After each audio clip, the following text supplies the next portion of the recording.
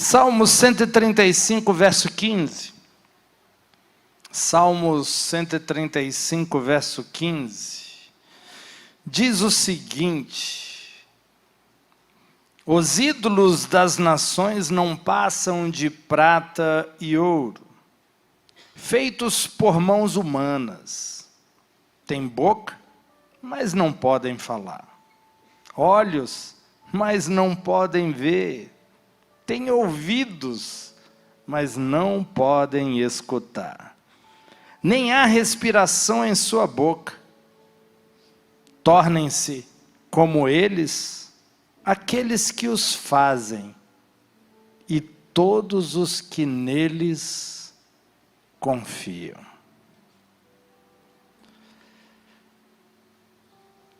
O diabo tem plantado uma insegurança no coração do homem a respeito do amor perfeito de Deus. E quando o homem duvida do amor de Deus, quando no coração do homem o amor de Deus é colocado em xeque, problemas começam a acontecer na forma de pensar, nas emoções. O corpo e a alma sentem quando não enxergamos Deus como Ele de fato é. E o relacionamento passa a ser um relacionamento superficial. Começa a parecer que nós somos tolerados por Deus. Parecendo que nós estamos o tempo todo precisando impressionar a Deus, para receber algo dEle, para ser abençoado por Ele. E essa dúvida do amor nos leva a entrar em uma performance, a um ativismo. E nós não somos bons no quesito agradar a Deus. E isso ativa em nós uma fúria interior contra nós mesmos, pela nossa incapacidade de agradá-lo. E isso nos faz sentir sozinhos, distantes, assustados, ameaçados, como se Deus estivesse realmente muito longe. Por mais que Ele de alguma forma mostre algum interesse por você. Vivemos uma vida preocupada, porque afinal, não temos convicção de fato, ou se temos, não sabemos de fato que amor é esse. É uma sensação de distanciamento, quando não temos a certeza desse amor radical de Deus. Radical porque é demonstrado com a própria vida. É radical porque abre mão de si mesmo. Então, coisas que não deveriam acontecer com o homem acabam acontecendo. O que você pensa sobre Deus é a coisa mais importante que você pode pensar sobre você. O que em seu coração você acredita que Deus seja, é a coisa mais importante sobre você. Porque o texto que nós lemos afirma que você será semelhante ao Deus que você adora. Você será parecido com Deus que você adora.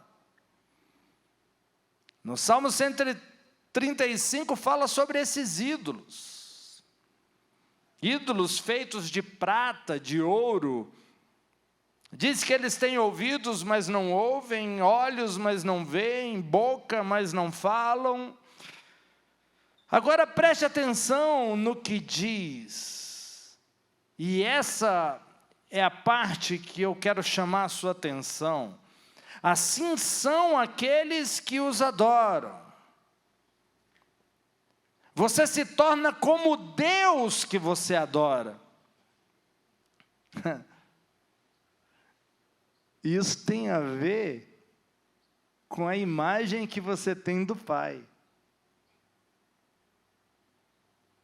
Pode limitar a imagem que você tem de Deus, pode limitar o que você vai experimentar dele.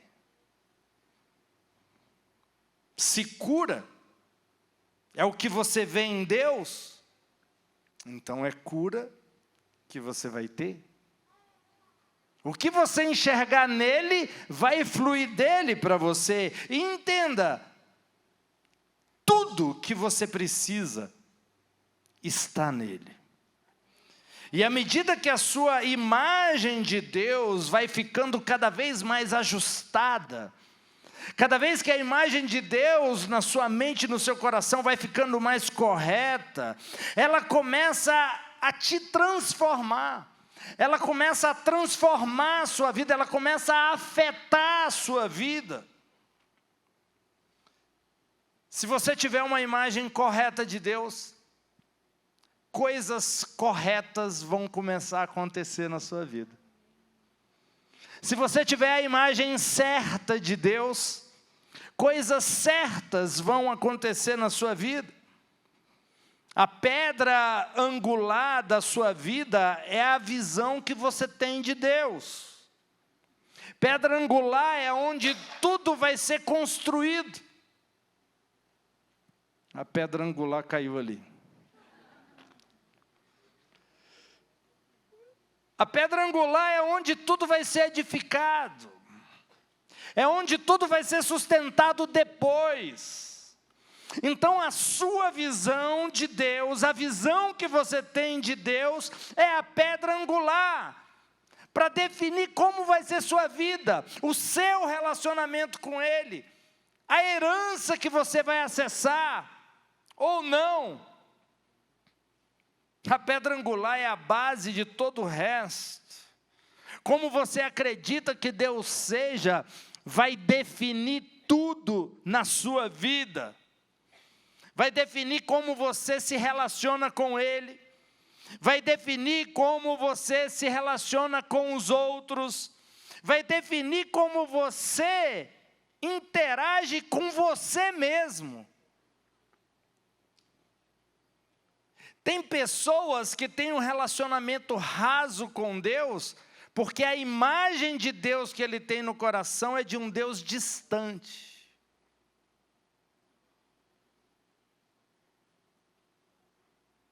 E isso vai refletir em como ele se relaciona. A Bíblia vai dizer que Jesus trouxe o ministério da reconciliação. Mas o ministério da reconciliação começa em você. Tem a ver como você se vê. Tem a ver como você pensa que Deus te vê. Como você pensa que Deus te vê? Você já pensou sobre isso? Tem a ver como você vê Deus. Quando nossa imagem de Deus é distorcida, você se relaciona com Ele de forma errada. Você não consegue ser íntimo, se entregar por inteiro, ou perceber o quanto Ele está disponível para você. E você desenvolve uma superstição.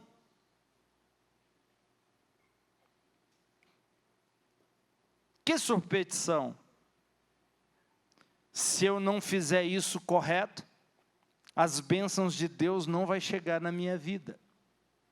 Se eu não fizer dessa forma, eu não vou receber isso. Isso não aconteceu na minha vida por causa daquilo que eu fiz. Isso é superstição. Isso são ídolos na sua vida. E você, a partir disso, você começa no seu relacionamento com Deus como que se caminhar em ovos,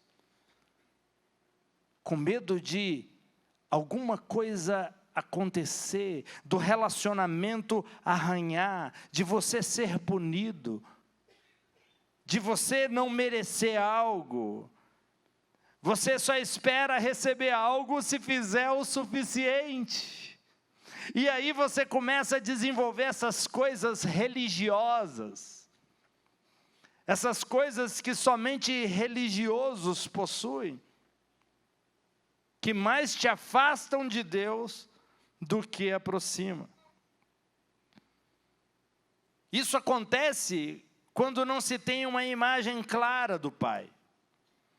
Então eu tenho dúvida de mim mesmo, e eu fico assombrado, eu fico ameaçado, eu fico preso nos meus erros, porque afinal os meus erros vão definir o que eu recebo de Deus, os meus acertos vão definir o que eu recebo de Deus.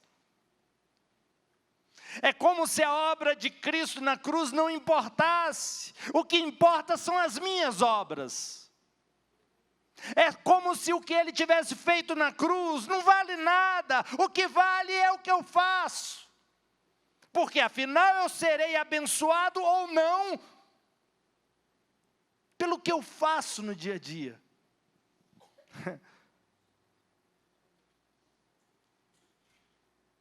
Você, dessa forma, você é preso na sua fragilidade, na sua incapacidade de agradar a Deus. E o diabo gosta disso. Se o seu relacionamento de Deus é mantido pelo seu esforço, sinto muito te informar, esse relacionamento vai terminar rápido. Mas se o seu relacionamento tiver como base o amor dele por você, eu te digo com toda certeza, esse relacionamento é para toda uma vida, é por toda uma eternidade. Porque se eu depender da minha performance para manter o meu relacionamento com Deus, eu estou perdido, porque eu sei que eu vou errar com Ele. A única certeza que eu tenho é que eu vou falhar com Ele. Mas se o meu relacionamento com Ele tem base Ele comigo, o amor dEle por mim, a obra dEle por mim, a atitude dEle comigo, eu estou com um relacionamento que não vai acabar nunca. Eu vou viver seguro.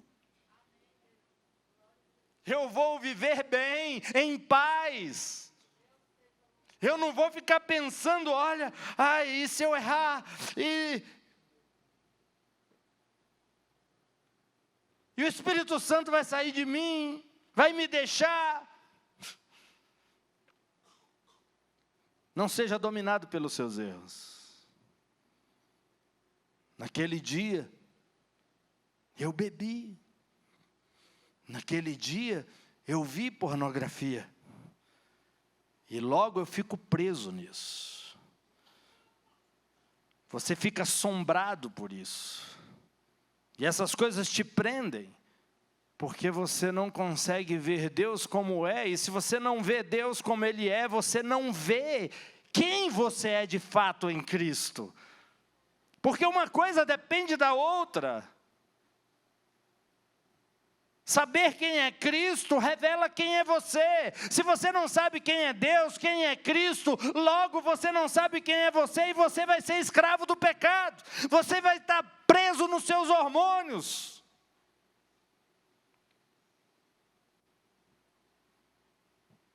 Então essas coisas, os seus erros, passam a ditar o amor de Deus por você. O amor de Deus deixa de ser incondicional, porque afinal, você precisa ficar bem comportado para Ele te amar. Você tem que se comportar direitinho. Veja, o homem chega a colocar e condicionar o amor de Deus ao comportamento dele. A bondade de Deus ao comportamento dele. E o pior é que, como consequência disso, essas coisas começam a definir o seu curso na vida, o seu futuro. Querendo ou não, isso vai ocupar a sua mente, vai criar um percurso, vai dominar o seu pensamento, vai influenciar nas suas escolhas. E você vai começar a falar, isso aqui não aconteceu na minha vida. É muito comum você ouvir as pessoas falando isso. Eu acho que isso aqui não aconteceu na minha vida por causa daquilo que eu fiz. Por causa daquele erro que eu cometi. Elas estão presas aos seus erros, ao invés de estarem presas no amor de Deus em Cristo.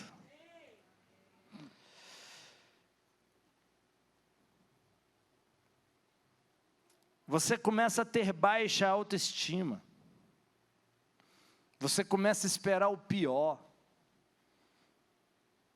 Igual Jó, o mal que eu temia chegou até mim.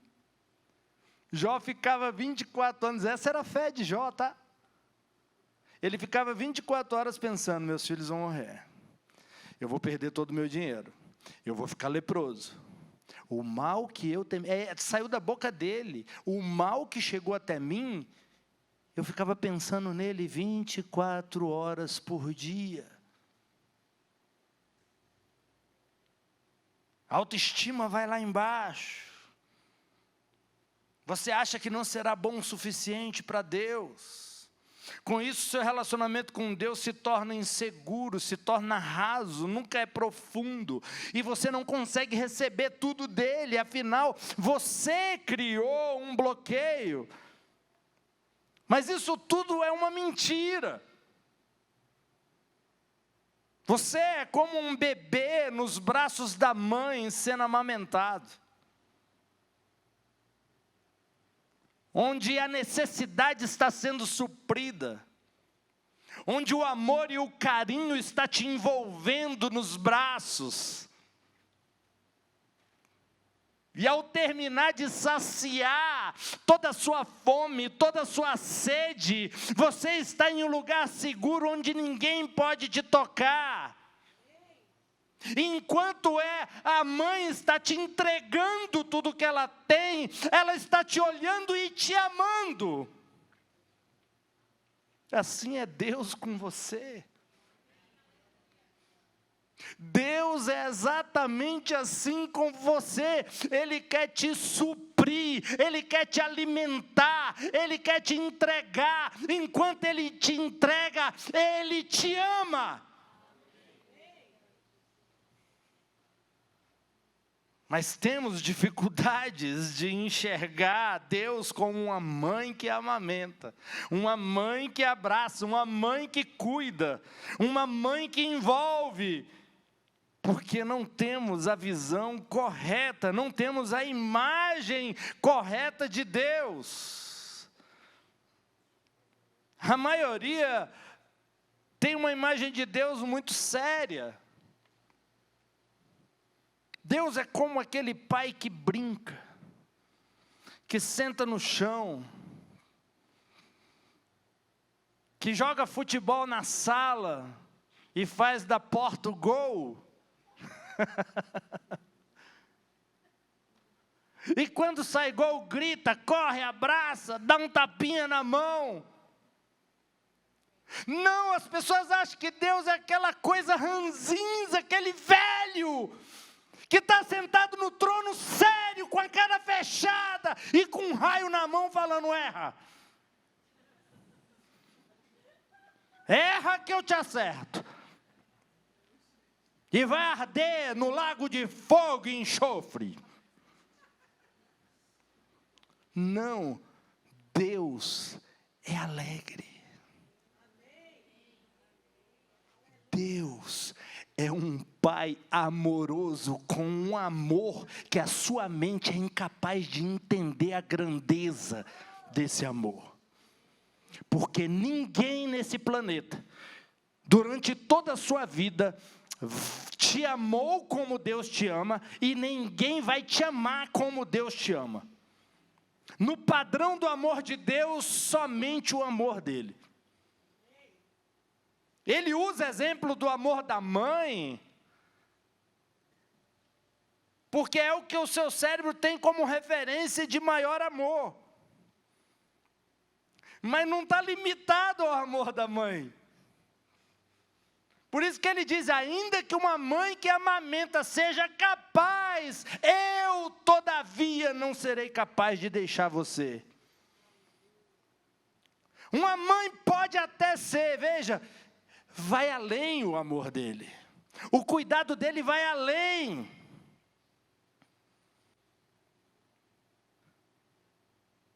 Deus está sorrindo para você.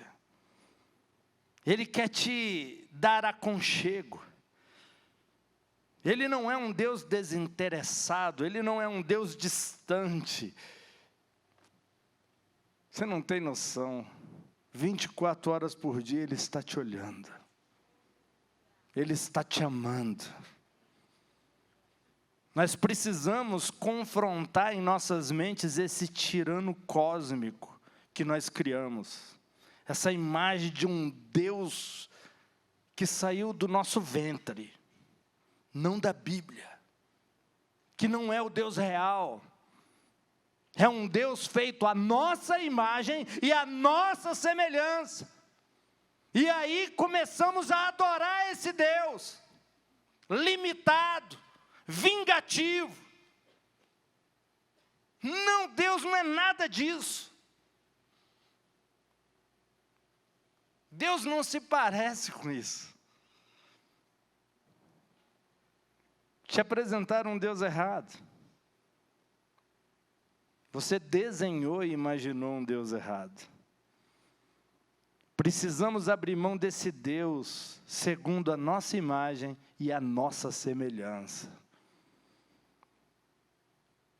Porque é muito difícil confiar em um Deus tirano.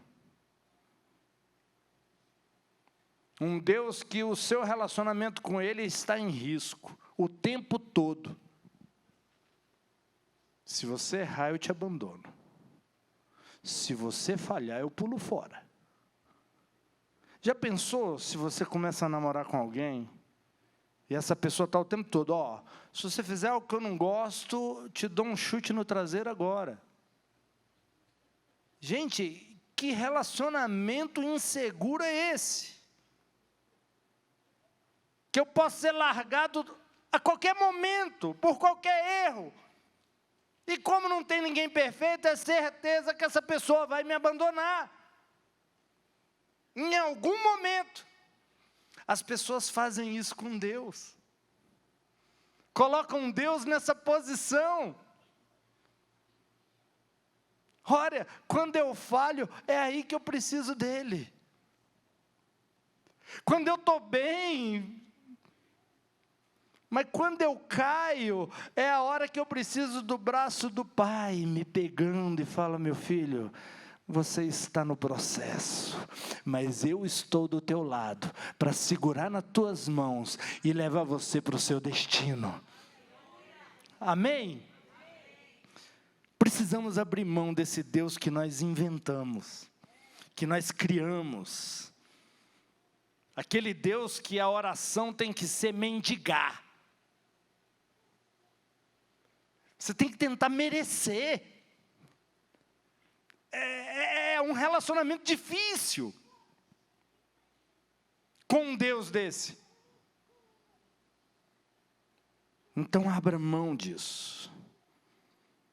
Sabe, parece aquelas máquinas de produtos que você vai lá, escolhe o que vai querer, mas para você receber o que tem na máquina, você precisa fazer algo. Colocar um dinheirinho, apertar um botãozinho, porque não vem de graça. Só que a Bíblia diz que Pela graça sois salvos, isso não vem de vós, é dom de Deus. Ninguém que está aqui, e ninguém que está me ouvindo merece ser salvo, e nem vai conseguir merecer. Se fosse por merecimento, estava todo mundo perdido. Graças a Deus é pelo amor. Graças a Deus que é pelo sangue derramado na cruz do Calvário. Graças a Deus que é o amor dele que nos salva. Isso me deixa seguro. E isso muda tudo.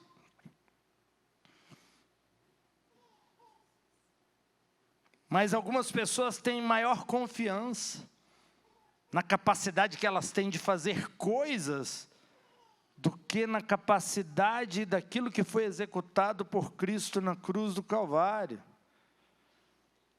É como se o futuro só fosse seguro se eu tiver resultado no que eu faço.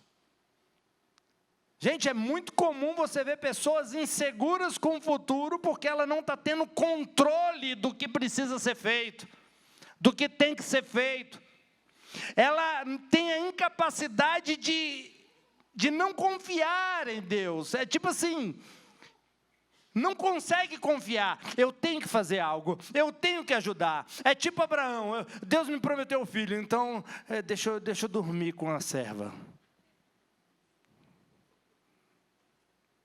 Para de querer ajudar Deus, tira tua mão da bênção. Deixa eu te dizer uma coisa, Deus te prometeu um homem abençoado.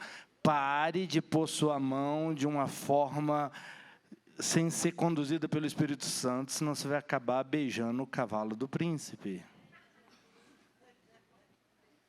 Abraão tinha uma promessa. Deus não prometeu um filho? E aí? Ele quis dar o jeitinho dele. Eu vou ajudar Deus. É porque Deus prometeu, o milagre é certo. Eu creio, gente, eu tenho fé que Deus vai me dar um filho, mas eu preciso ajudar ele aqui, porque está com dificuldade, está demorando, né? Então deixa eu facilitar a coisa. Deus não precisa da sua ajuda. Os milagres que Ele tem para a sua vida, todos já foram conquistados na cruz, e todos eles já foram liberados para você tomar posse pela sua fé, e vivê-los nos dias de hoje, amém?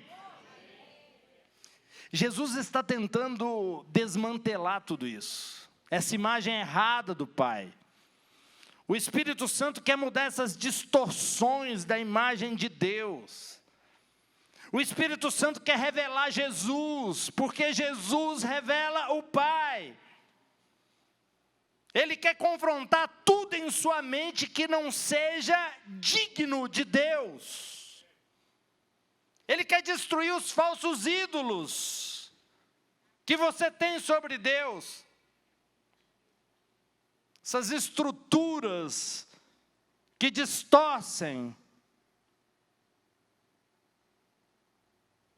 É como um ateu chega e fala, olha, eu não acredito em Deus, porque Deus é isso, Deus é aquilo, Deus fez isso, Deus fez aquilo.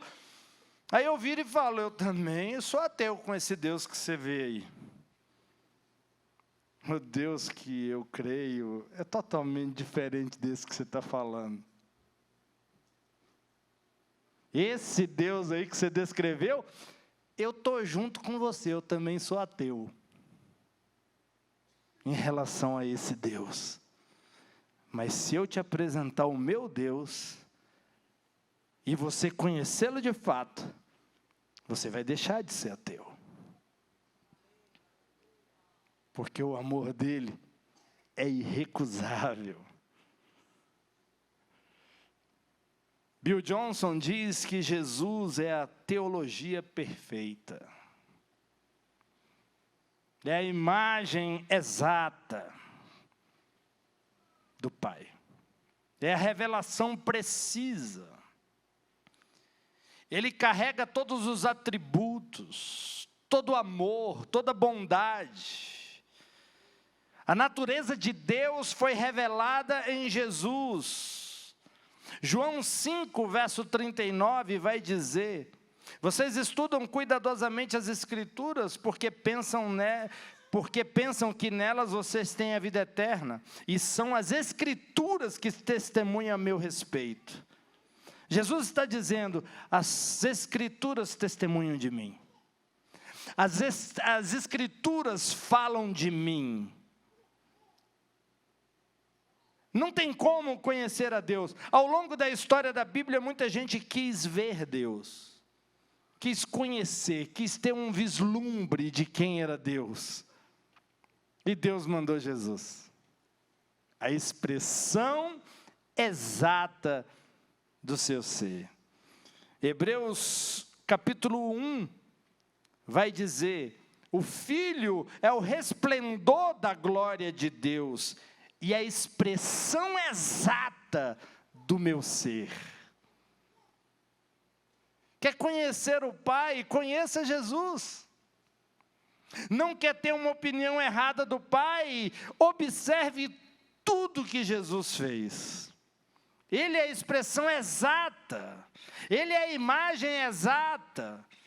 Jesus remove todas as nuvens de confusão sobre a natureza de Deus, sobre a intenção de Deus. Colossenses 1,15 diz: Ele é a imagem do Deus invisível, o primogênito de toda a criação. Ele é a imagem, Ele é a revelação do Pai, Ele é a revelação perfeita. Ele não é o lado bom de Deus, a parte boa de Deus. Deus só tem uma parte, e Ele é bom o tempo todo. Uma fonte não pode jorrar água doce e água salgada ao mesmo tempo. Ou a fonte é doce, ou a fonte é salgada. As duas coisas nenhuma fonte vai conseguir fazer. Deus é amor, Deus é bondade, Deus é a coisa mais extraordinária que você pode ter na sua vida. Ele é a pessoa mais incrível com quem você pode buscar um relacionamento íntimo.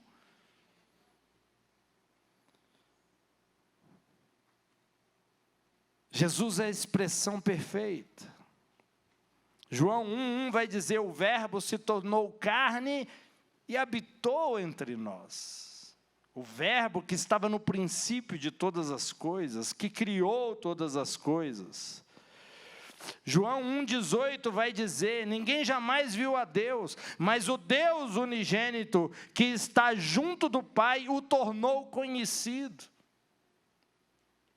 Olha para Jesus e você vai ver o Pai. Ele foi revelado, Ele foi mostrado. Tudo que você acredita sobre Deus precisa ser constatado em Jesus. Olhe para Jesus. Tudo que você sabe sobre Deus, compara com Jesus. Se tiver alguma coisa que não bate, joga fora, porque você está com a imagem errada de Deus. Jesus é aquele cara que mesmo quando estava sendo crucificado, morto, espancado, ele olha com amor para aqueles que o batiam nele. Ele está sendo crucificado e é a oração, a última frase que ele diz é: Pai, perdoa-os, porque eles não sabem o que fazem. A última mensagem dele é de perdão, ele não entrou em contradição nem próximo da morte. E aí, se Jesus olha para aqueles que o crucificam e os perdoa, aí vem um outro e fala: se eu fiz isso, o Espírito Santo vai me deixar. Não entendeu nada de Deus. Você não entendeu nada dele.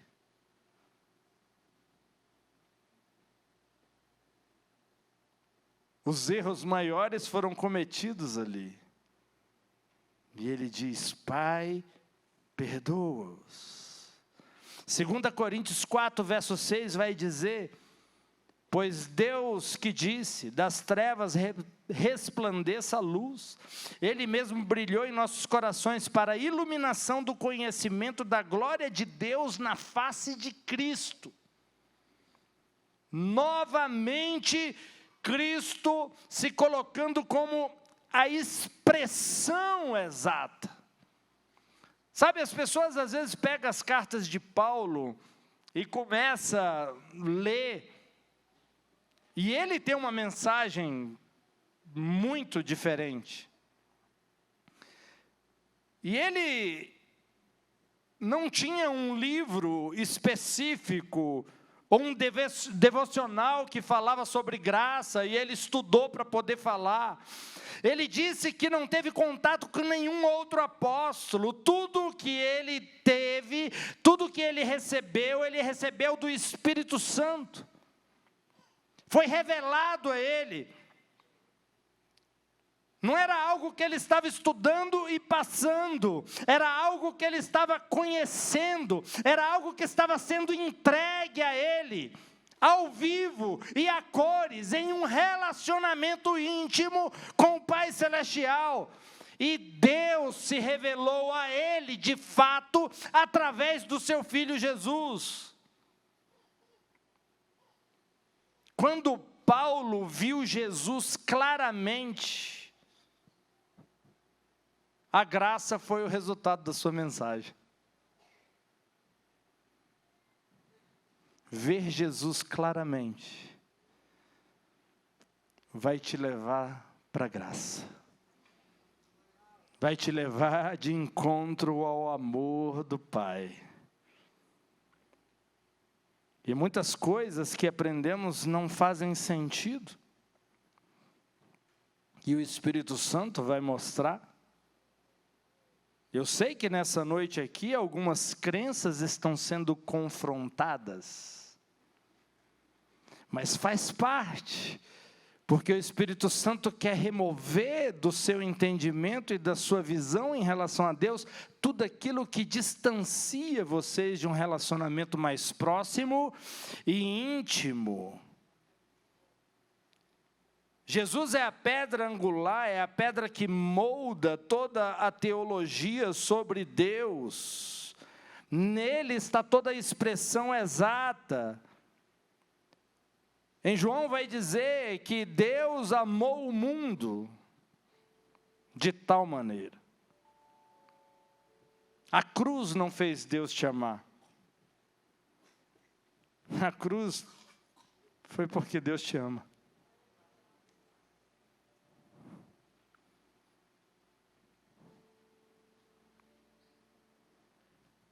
Deus sempre esteve comprometido em te amar.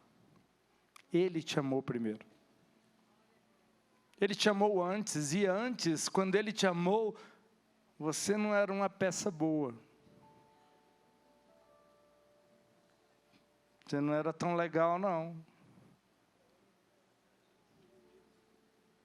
Mas Ele já te amava. Deus não se comprometeu a te amar quando você se comportou correto, quando você estava no seu melhor dia, quando você fez tudo certinho.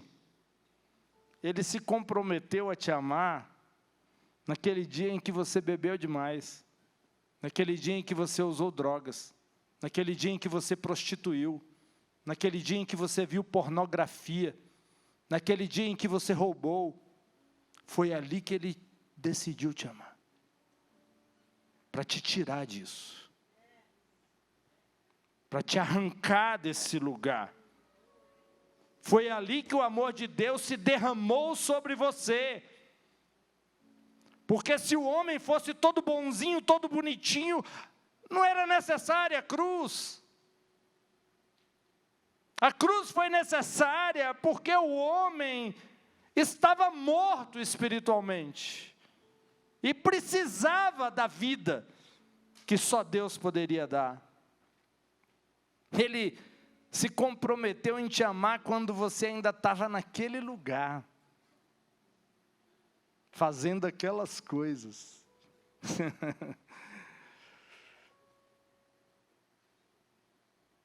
Os jesuítas têm uma frase que eles dizem o seguinte: Deus é amor te amando. Deus é amor te amando. Deus é amor te amando quando você dorme. Deus é amor te amando quando você acorda.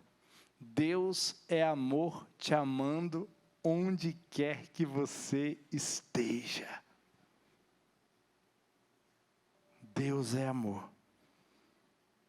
E Ele te ama. Ele nos fez a conhecer esse amor com a cruz. Através da cruz, vimos o tipo de amor que Deus tem.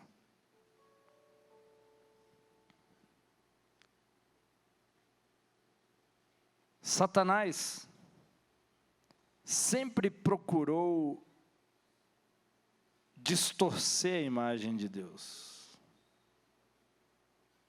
alterar a imagem de Deus, mudar como o homem vê Deus. Foi assim no jardim.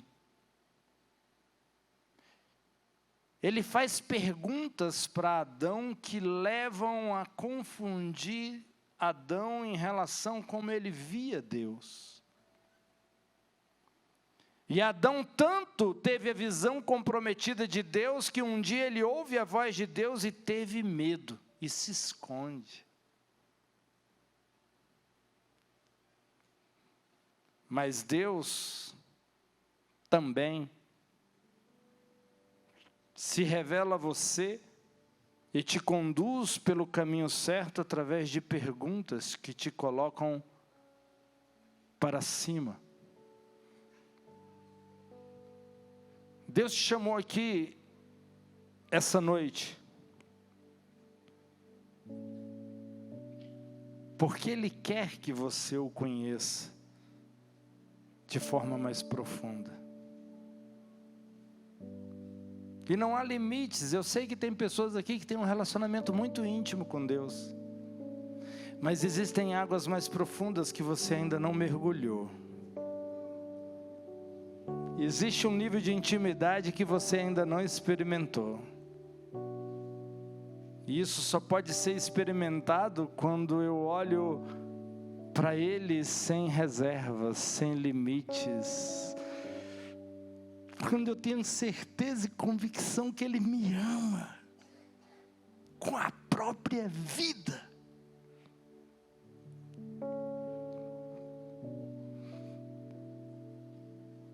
Que o amor dele por mim não depende de mim.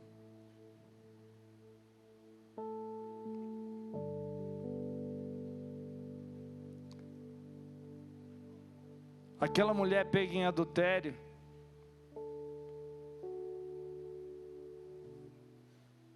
ela foi pega no ato.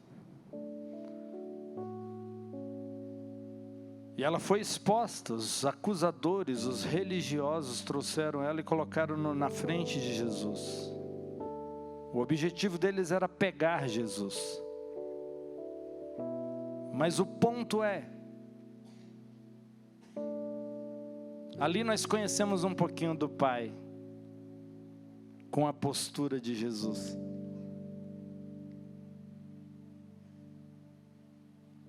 Porque enquanto eles acusam, Ele diz: quem não tiver pecado, as pedras estão aí, podem pegar e matar essa mulher.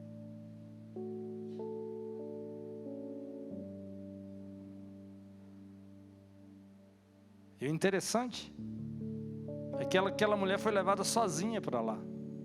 Se ela foi pega no ato do adultério, cadê o homem que estava com ela? No mínimo poderia ser um daqueles religiosos que estavam lá. Por isso não levaram. E eles estavam ali para acusar. E de repente, quando Jesus fala: quem não tiver pecado, atire a primeira pedra. Todos vão embora, dos mais velhos até os mais novos. Todos vão embora. Porque eles fazem uma passagem buscam na memória e vê que eles não têm qualificação para condenar, acusar e matar aquela mulher. E depois Jesus se levanta e ele pergunta: onde estão os teus acusadores? Ela disse: não ficou nenhum. É isso que Jesus quer fazer com você. Ele quer remover os acusadores. Ele quer remover o acusador. Aquele que te desqualifica é aquele que diz que você não tem esperança. Aquele que diz que você não pode mudar. Aquele que diz que pau que nasce torto, morre torto. Que você não tem conserto, que você não tem jeito. A primeira coisa que Jesus quer fazer é remover os acusadores. Remover aqueles que condenam. Porque a verdade é que Ele quer ficar sozinho com você. Para te dizer o seguinte: eu também não te condeno.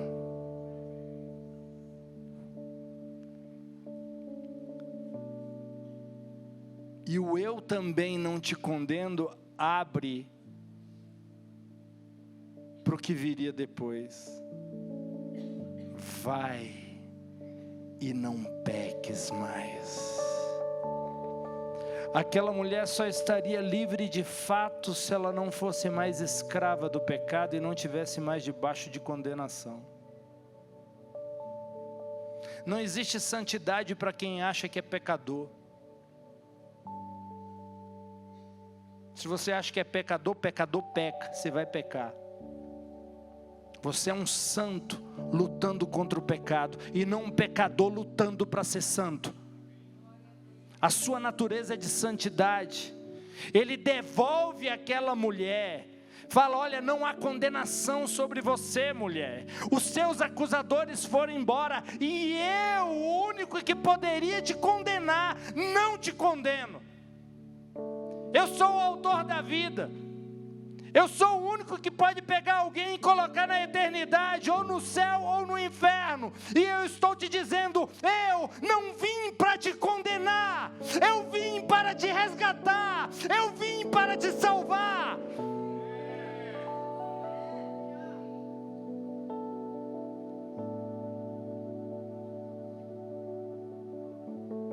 Não peques mais só vem depois que a condenação é removida. Por isso que a Bíblia diz: não há condenação para aqueles que estão em Cristo Jesus.